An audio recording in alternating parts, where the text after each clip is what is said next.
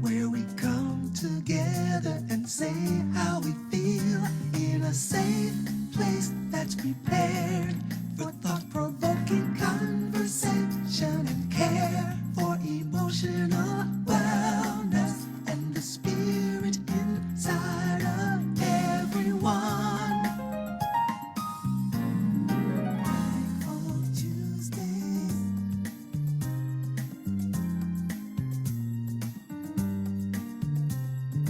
Thankful Tuesdays.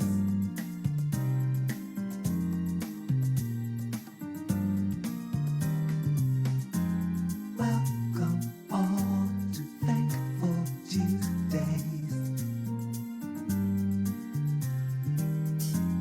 Thankful for Thankful Tuesdays.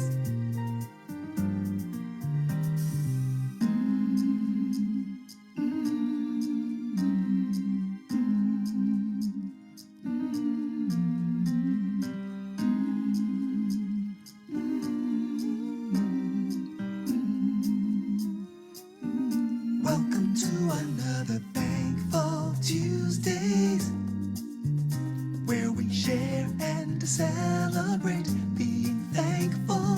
Thankful Tuesdays, where we come together and say how we feel in a safe place that's prepared for thought-provoking conversation and care for emotional wellness and the spirit inside of everyone.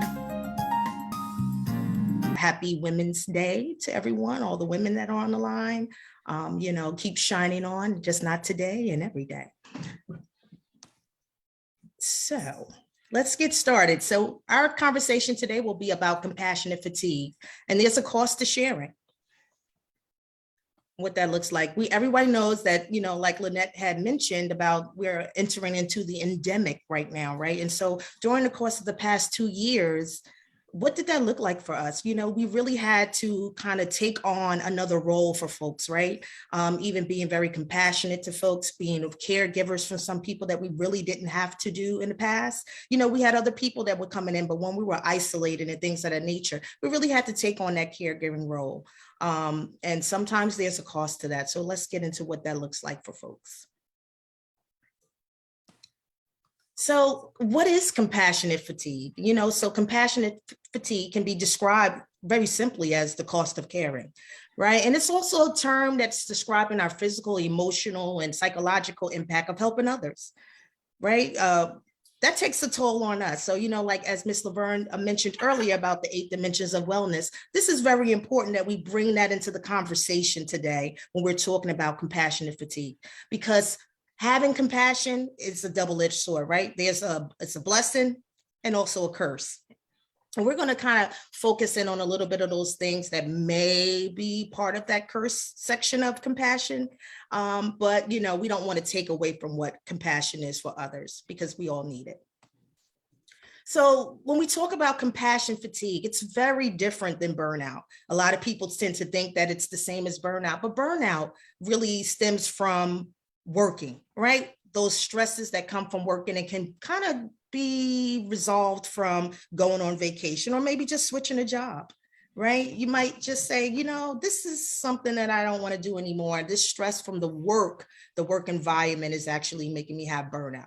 Where compassion fatigue is something totally different. It refers to our profound emotional, physical erosion of, what that looks like, right? It takes away from us and what our fundamental beliefs are, and it exposed to traumatic dramas and materials. I know for me in particular, and I'm pretty sure a lot of people that's on the line and that's on Facebook, that might look very different for us for the past 2 years about our friends. We needed the sense of connection. Thankful Tuesdays, people are already on that self-care, right? So any activity that takes care of our mental, emotional, and physical being, yoga. I had Thomas talk about the cat, Miss Laverne preparing the night before, Lynette, talking about what that is, making sure she pours some out and set time frames for, that she's going to just spend time for her, so absolutely. I heard Miss Joanne talk about healthy boundaries, I didn't need to do this slide. I could have just said, let's all jump in and just come on, because we have it. I'm grateful to know that we are all taking care of ourselves, and self-care is a priority. So, but let's go through some of them. We want to tap into a support network as well, right? So they may be some families and friends that we don't want to dump on them. We don't want to unload on them every day. But however, we want to make that as a part of our support group. So we're going to feed them, they're going to feed us, and not just feed us about what their day was and what was negative about the day and how much they had to listen and care for other people. But what can we do to make sure that we have something to take us to the next step? So, that's that support network. They're going to feed you goodness so that you can go on for the next day and be self-aware. Right? Self-aware, pay attention to your thoughts and feelings and when stuff and your interactions. Miss Joanne talked about that, toxic relationships, right? What does that look like? And making sure that we are able to identify those, right? Because if we don't know what we don't know, then we're going to be left out. And Nicole, we're going to experience this continuously over and over and over again, right? And we want to practice balance. We have to have balance.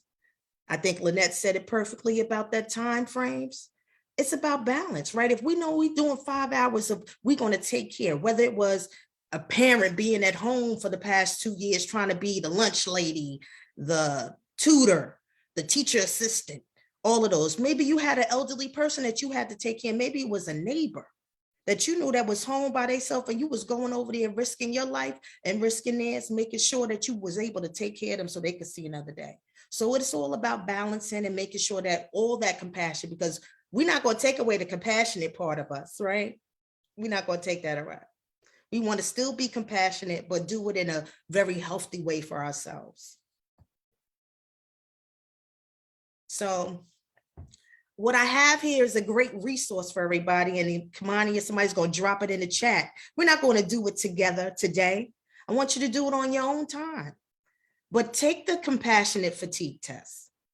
There's about 30 questions. You're going to just score them. And it's going to tell you where you lie, right? If you're compassionate, if you fatigue, if you have burnout, well, maybe you have secondary trauma.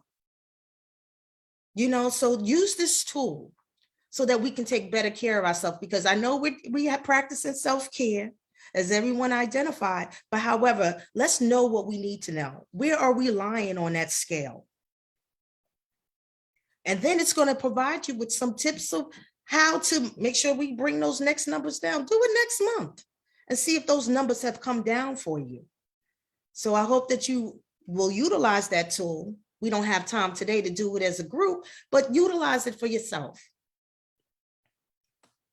And I just wanted to provide you with some other resources, right? Some books, things if you want to read up on what is compassionate fatigue, surviving compassionate fatigue. These are some good resources that you might want to tap into if doing some of that self-care reading, right? If we want to read, so we could do that. And I thank you